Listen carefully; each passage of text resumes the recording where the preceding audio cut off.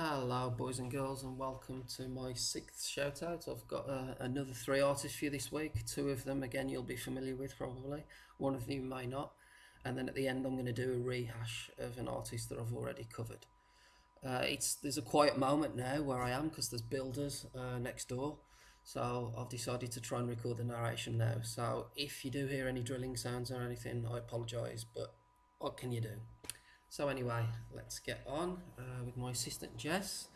And the first artist this week is Kenneth Brandt, who is a fine art painter and he works mostly in oils. I think he was born in Buffalo, New York in the US. I think he still lives in New York, albeit in a different place, I think. Not quite sure. But in Kenneth's words, the brush is my tongue, the colour my words. Together they form a volume of emotion. He started drawing initially and then moved on to painting and started to learn to oil paint.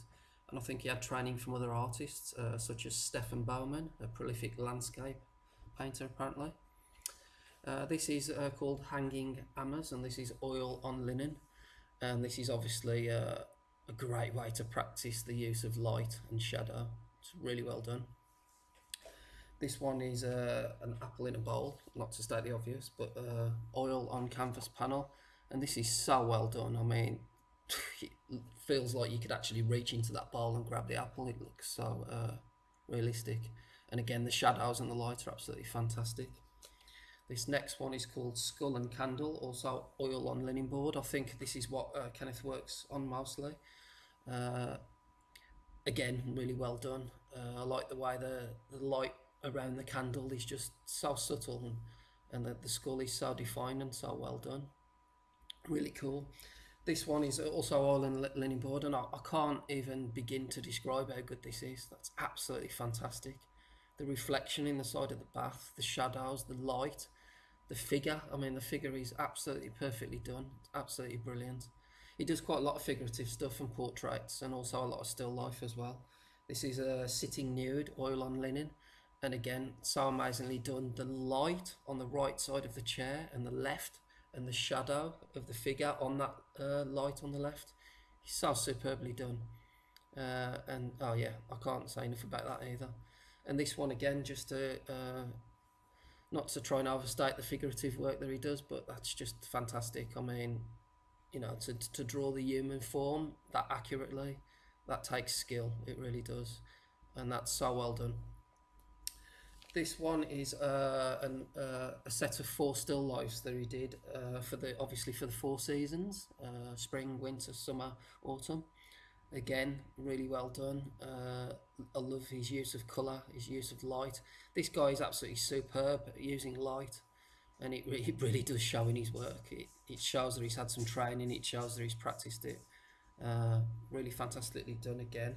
This is another still life. This is pomegranate oil on canvas.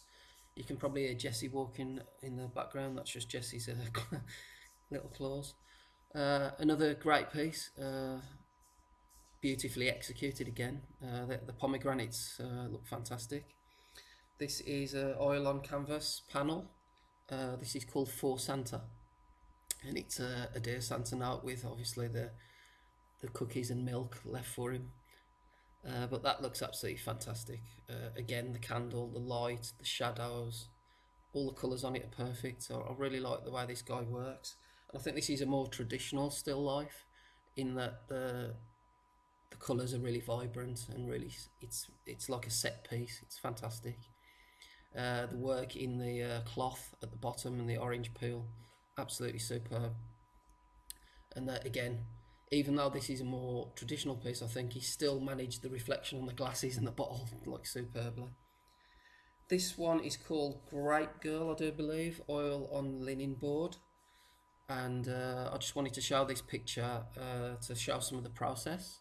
Obviously from the start there, getting it down. And this is a close-up of the finished picture of the face and the hair, which is superbly done again. The skin tone is fantastic. The light on her face and the reflection is superbly done, and that's a bit of a zoom out on the whole piece. This, yeah, I think I mentioned oil on canvas again, but I'm not sure if Kenneth works in acrylic as well. I don't know if he does or not, or whether he's tried it. But most of his work is in oil. I think all the pictures here are in oil. This is one of my favourites. I really like this. This is river landscape in winter, and when I walk my dog in the park, especially in autumn, winter, I like to just stand and look at the trees and just breathe the air. And I feel like I could do that in this picture. It's really superbly done. I really, really, really like this. I love that autumn feel to it, even though it's pushing on winter. I love it. And this probably is my favourite painting by Kenneth. This is Girl in a Field. This is oil on canvas board again. And wow, I mean, look at the grass, look at the flowers in the grass, look at the work in the dress, the details, the creases, the shadow. Look at how the right arm is in that deep shadow, being covered by her torso and her face, and then the left arm's in that light on the left side coming in. Fantastic, really love it. And this is the same piece in a frame, which I believe he did for a charity, benefit charity for his sister-in-law. So yeah, that's Kenneth Brandt. Please go and check him out. Please go and subscribe to him if you haven't already. Really fantastic artist, superb oil painter, and I really love his work. So please go and check him out. This next guy is Paul King Sketches, and I really, really like this guy. I've got a lot of time for him. Really nice guy. I think he comes from Galway in Ireland, and he sketches mainly in pen and ink. I think he uses a micro pen for most of it. And he's been on YouTube since July 2017. You can also find him on Instagram under the same name. He does a lot of sketch work with his pen and ink. This is a little sketch of the moon. And even his like little sketches and he's so detailed, they've got so much work in them. And that's what I like about him so much. This is a palm tree, and in his words he says they're quite a rare sight where he lives, like a Bigfoot or a Yeti. And he's not sure if they're a hoax or not, or whether they're just a figment of his imagination. But again, the detail on the trunk and in the leaves as well is fantastic. This is an octopus that he did. This is a definite use of the micro pen, and it's so hard to get that sort of texture when you're drawing in ink, because it looks really light. It takes a really light touch to do that, and it's not as easy as it looks. This is a butterfly. Now I'm not sure if he actually did this as for a tattoo. Butterfly magazine picked up on this, and he got hashtag butterflylicious was their comment on it, which is pretty cool. This next one is a drawing that he did of a friend's cat called Tito. The cat sadly passed away last year on Christmas Day, which is what a horrible day to pass away on, but what a lovely day as well, because you can remember each year. But it's a lovely drawing, and I'm sure that they absolutely loved it, and it's a really nice, thoughtful gift. This next one was the first commission that Paul ever did, I believe, and it's a wolfhound. Now, my father's favourite dog is an Irish wolfhound, so my father would absolutely love this. I think this is fantastic. I love the detail in it. I love around the ear, the eye and the nose, the dark of the ink, and like that, the little subtle bits of light in it. I think Paul mentioned he was going to redo the eye, but it looks perfect to me. This one is obviously a T-Rex. I was going to mention at the start that Paul reminds me a lot of Davey JY Art. They both use ink, and they both do dinosaurs and stuff like that, and stuff like this next one, which this was inspired by the neomorph creatures in Alien Covenant, and this is really well done as well.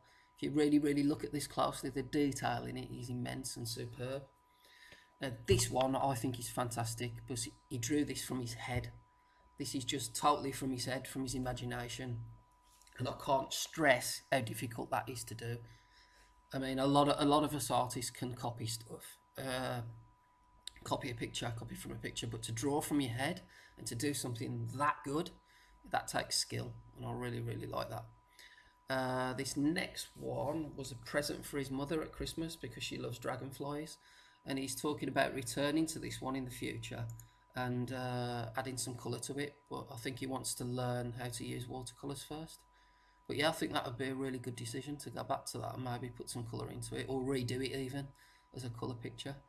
But again, done with skill, really like that. This is one of the first pictures I think I saw of Paul's. This is obviously a frog, but I love the texture on this. Again, he's got that really deep black on the spots, that defined black, and then he eases off the pen for the lesser detail around the black spots. I think that's fantastic. Really well done. I like the texture, I like the grain. And this next one is probably one of my favourites, Paul's. I think he did this a face-off challenge thing that he did, and it was from a photographer, I think, called Daniel Bradley.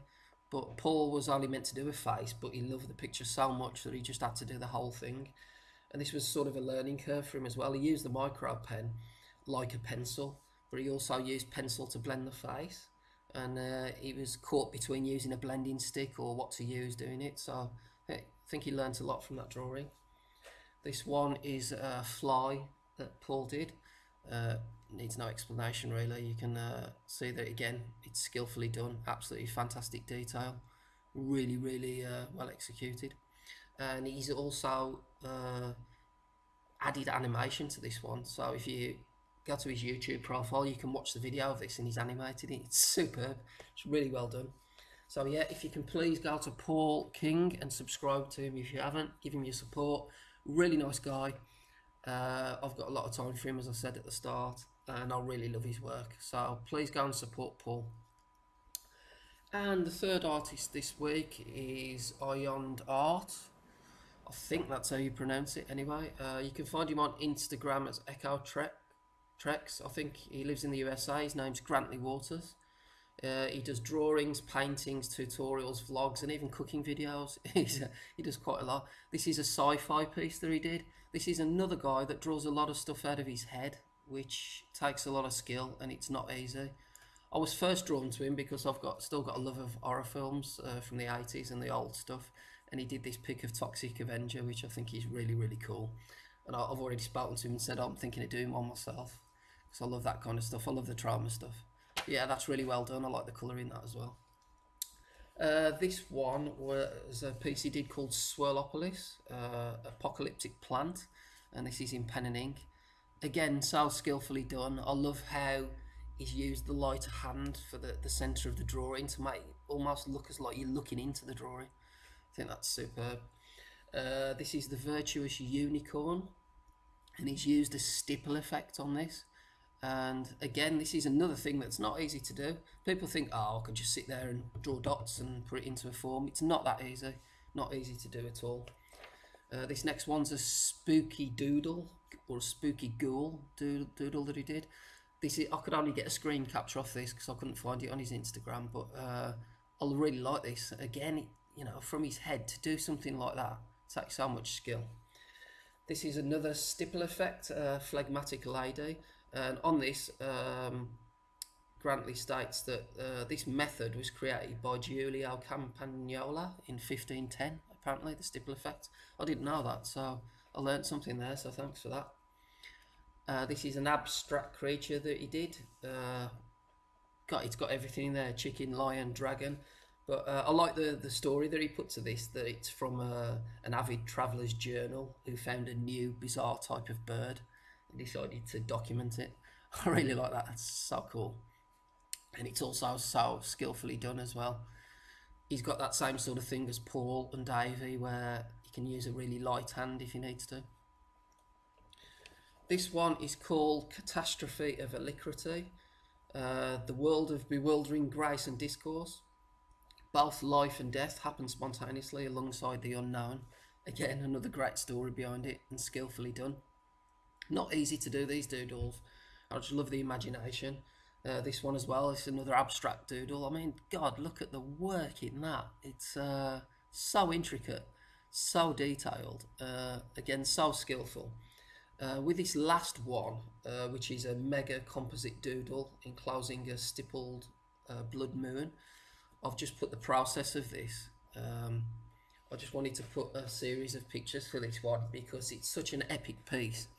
And if you go to his YouTube, if you go and click on this video and actually watch the video, you'll appreciate a little more how much work goes into this, because I keep saying that it's not easy, but I can't state that enough, because it's not. It's a skill. It really is a skill, and it's really well done. And if you if you pause the video like I've done here and actually look at some of the work. It's so detailed, so intricate, and so well done. It's I've got nothing but admiration for the. This takes a lot of time. It takes a lot of effort. It takes a lot of patience. There's so much in there. If you look, every time you look at this picture, you see something different. Excuse me, allergies playing it. And it's I can't state enough with Davey and with Paul and with Grantley. They've got this unique way of capturing something from their head and putting it down on paper, or experimenting with it maybe, and then laying down a practice piece, and then getting it together even more in the head, and then putting it together as a big piece. And I think this is fantastic. I'm only sorry that I couldn't capture the actual final picture of it very well because it's quite dark on the video. I still managed to capture it, but hopefully you'll get the idea. So yeah, please go along to Iron Dart and support him on YouTube, and please subscribe to him if you haven't. Jess, you can move now. Your work is finished here. You can move now. You can. Yeah, this is Jess. I noticed 30 seconds after I'd done the intro sheets with her that she was still sitting there. And I said, you can move now, darling. You don't have to stay there. And she's like, yeah, well, I'm not sure. I just want another treat. Anyway, guys, thanks for watching this video. And I'm going to end it with a rehash of an artist that I've covered before and that a few of you will be familiar with. It's David Denton Art. I've also got a lot of time for this guy. He's a lovely guy. Go and watch his videos. He presents them so well, so much better than I present mine. He's a really nice guy, and you'll be hearing from him in the future, I think, about the website that's been put together with Kat. Larry's input. I have to put something in there myself as well. So anyway, I'll leave you with David's drawings. Thanks for watching. Please subscribe if you haven't already. And I'll see you all on the next video. Ta-ra.